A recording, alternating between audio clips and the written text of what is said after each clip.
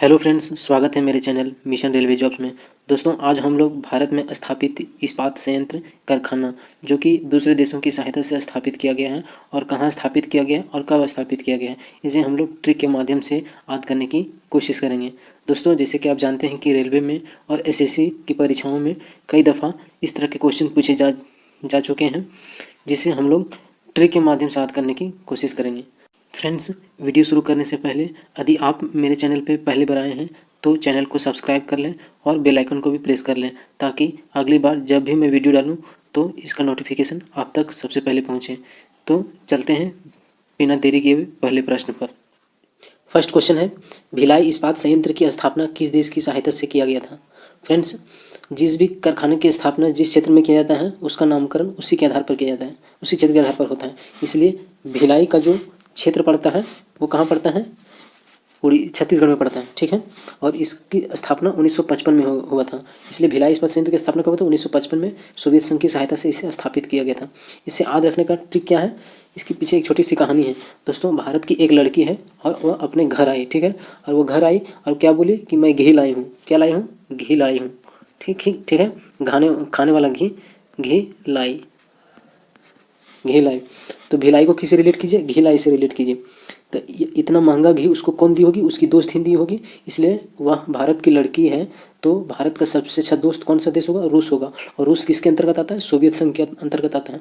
दोस्तों, सोवियत संघ का 1991 में विघटन हो गया था, जिससे 15 नए राष्ट्रों का निर्माण हुआ था, ठीक है। उनमें से एक महत्वपूर्ण राष्ट्र रूस है, ठीक है। इसलिए भिलाई इस्पात संयंत्र की स्थापना किस देश की सहयोग सहायता से किया गया? सोवियत संघ की सहायता से किया। यह प्रश्न कई बार रेलवे और एसएससी की परीक्षाओं में पूछा जा चुका है, ठीक है।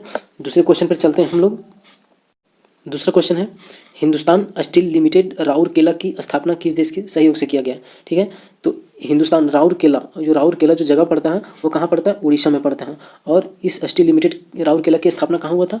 उड़ीसा में हुआ था। और इसे 1955 में स्थापित किया गया था, जर्मनी देश की सहायता से स्थापित किया गया था। तो इसे याद रखने का ट्रिक क्या है कि देखिए, राउरकेला के अंत में क्या आता है?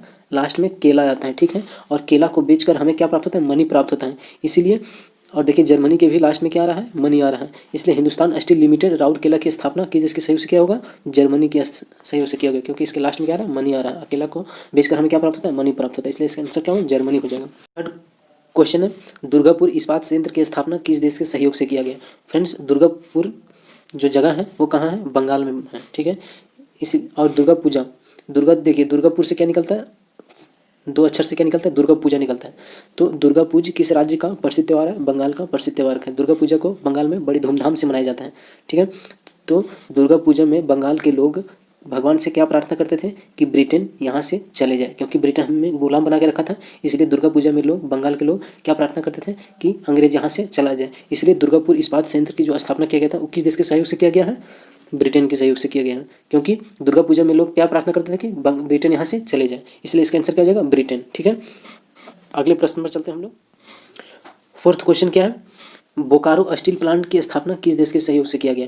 फ्रेंड्स, बोकारो कहाँ का स्थान है? तो झारखंड का स्थान है। झारखंड का एक जिला है बोकारो, और इसलिए बोकारो स्टील प्लांट की स्थापना झारखंड में किया गया था। कब किया गया था? 1968 में किया गया था। फ्रेंड्स, बोकारो स्टील प्लांट की जो स्थापना किया गया था वो सोवियत संघ की सहायता से ही किया गया था। दोस्तों, इसके पीछे याद करने का ट्रिक क्या है कि देखिए, बोकारो के फर्स्ट में क्या आ रहा है? बो आ रहा है। कौन सा वर्ड आ रहा है? बो वर्ड आ रहा है। इसीलिए हम लोग बो को बम से रिलेट करेंगे। किसे रिलेट करेंगे? बम से रिलेट करेंगे। दोस्तों, हम जानते हैं कि विश्व में सबसे अधिक एटम बम किस देश के पास है? तो रूस के पास है। किस देश के पास है? रूस के पास है। रूस के पास है। और रूस के पास है। इसलिए रूस किसके अंतर्गत आता है? सोवियत संघ के अंतर्गत आता है। इसलिए इसका आंसर क्या हो जाएगा? सोवियत संघ। तो बोकारो स्टील प्लांट की स्थापना किस देश के सहयोग से किया गया है? बोकारो के फर्स्ट में क्या आ रहा है? बो आ रहा है। और बो से क्या बनता है? बम बनता है। इसलिए विश्व में सबसे अधिक एटम बम किस देश के पास है? रूस के पास है।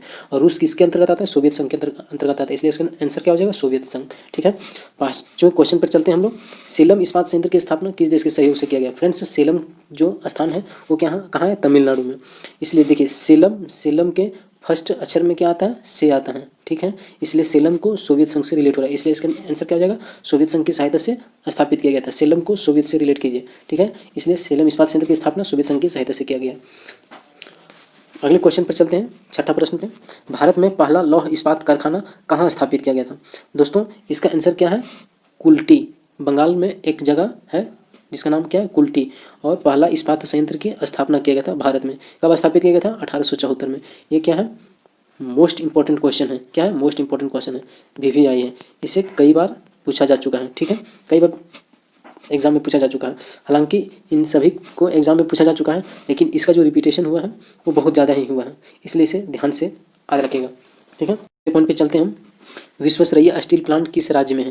जैसे कि हम लोग को नाम से ही पता चलता है कि विश्वेश्वरैया, यह कहाँ का नाम होगा? यह साउथ का नाम होगा, ठीक है। तो विश्वेश्वरैया स्टील प्लांट किस राज्य में है? कर्नाटक में है। ये भी बहुत इंपॉर्टेंट है, इसलिए इसे ध्यान में रखें। फ्रेंड्स, अगला टॉपिक्स नदियों की सहायक नदी पर होगा। किस नदी की कौन सी सहायक नदी है, ठीक है। जैसे कि दोस्तों 2020 में हुए SSC paper, SSC CGL paper, और 2019 और 18 में हुए ग्रुप डी और ALP के पेपर में बहुत सारे नदियों और उसके सहायक नदियों के बारे में क्वेश्चन पूछा गया था। तो इसी के मध्य में ध्यान रखते हुए यह टॉपिक्स बनाया जाएगा। फ्रेंड्स, यदि आपको यह वीडियो अच्छा लगा हो तो please like, share and subscribe करें। फिर अगली वीडियो में मिलते हैं, तब तक के लिए जय हिंद, जय भारत, वंदे मातरम।